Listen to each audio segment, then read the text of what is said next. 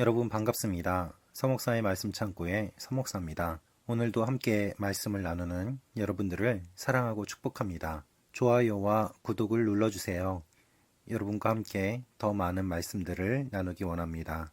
여러분, 오늘은 큐티를 하면서 제가 고민했던 부분들 함께 여러분과 나누기를 원합니다. 큐티는 무엇일까요? 큐티는 기록하는 것입니다.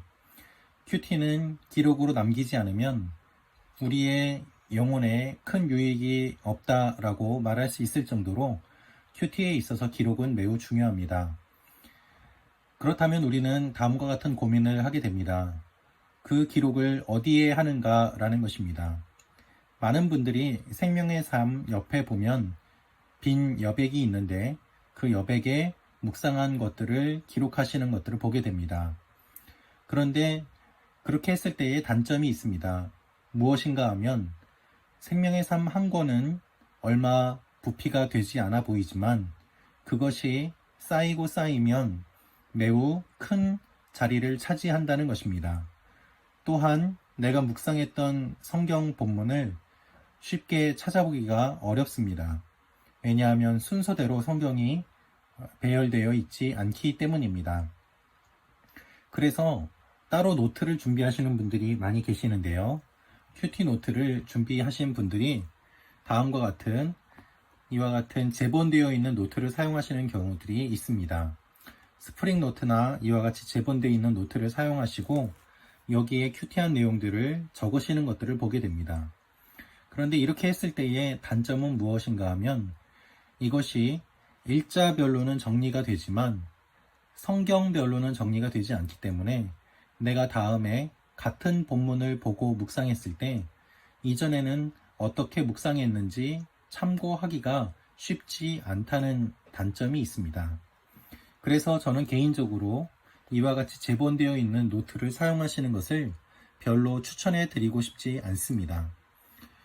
제가 큐티하면서 갖게 된 노하우를 이제부터 말씀드리겠는데요. 저는 어떤 노트를 사용하는가 하면 바로 바인더 노트를 사용합니다. 제가 사용하는 바인더 노트는 내비게이터에서 나온 바인더 노트입니다.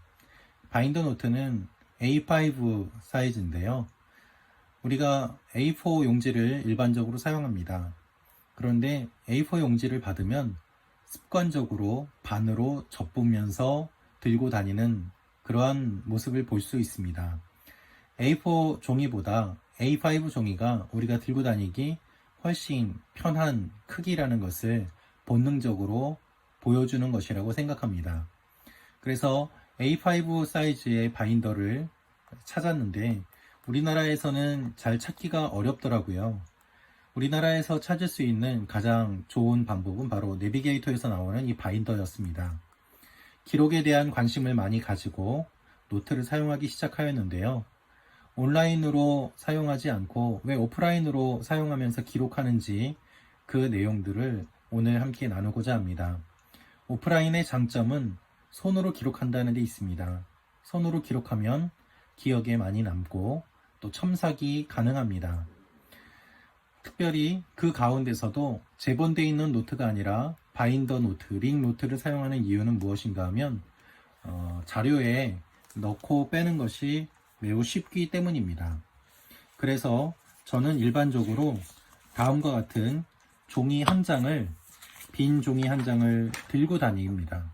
이것을 생명의 삶에 끼워 놓고 그리고 묵상한 내용을 기록함으로 말미암아 기록한 종이를 나중에 바인더에 집어넣으면서 자료를 정리하는 것이죠. 자료를 정리할 때는 날짜와 함께 성경 본문을 기록하고 그것을 정리합니다. 이와 같이 정리한 자료가 창세기부터 계시록까지 쌓이면은 자신만의 주석이 되기도 하고 묵상 노트가 되기도 합니다. 그래서 저는 구약설교 1이라고 되어 있는데요. 구약설교 1, 즉 창세기 1장부터 계시록까지 이와 같은 자료들을 모아서 지금까지 설교하는 데 사용해 왔고 큐티 자료뿐만 아니라 설교 준비하면서 적은 기본적인 아이디어와 스케치 등들도 이곳에 함께 모아두었습니다. 이 노트를 사용할 때에 좋은 점은 무엇인가 하면 기록할 때에 먼저 여기에 성경 본문을 적습니다. 그리고 날짜와 어디에서 설교하기 위해 준비한 내용인지 또는 언제 묵상한 내용인지 그것을 적는 것이 중요합니다.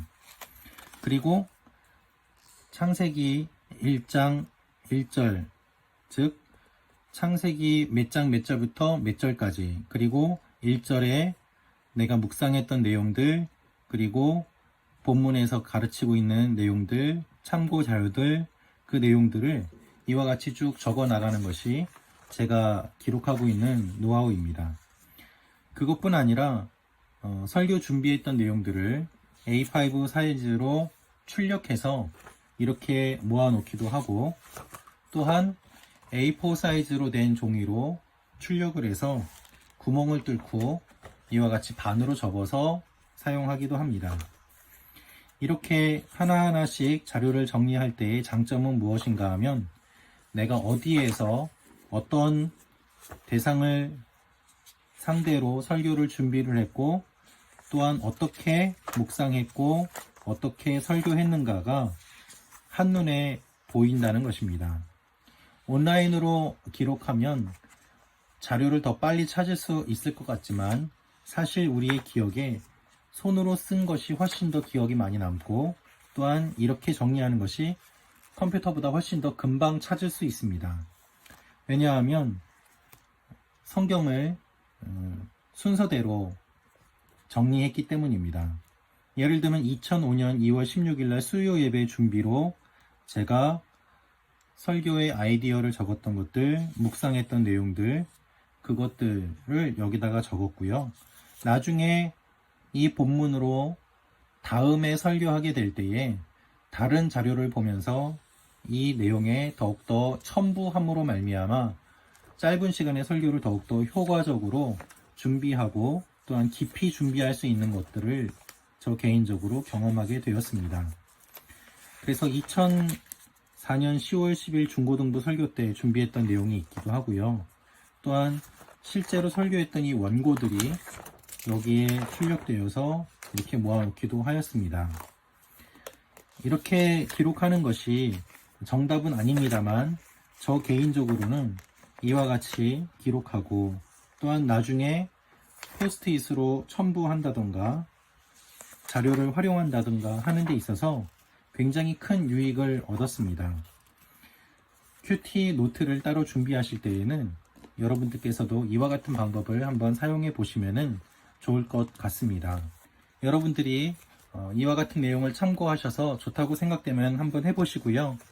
또 여러분들만의 노하우를 한번 나누어 주셔도 좋을 것 같습니다. 저는 개인적으로 이와 같은 내용으로 자료를 정리했습니다. 또 다음 편에 또 다르게 제가 어떻게 자료를 정리하고 활용하는지 그 내용들을 함께 나누는 시간을 가지면 좋겠습니다. 사랑하고 축복합니다. 감사합니다.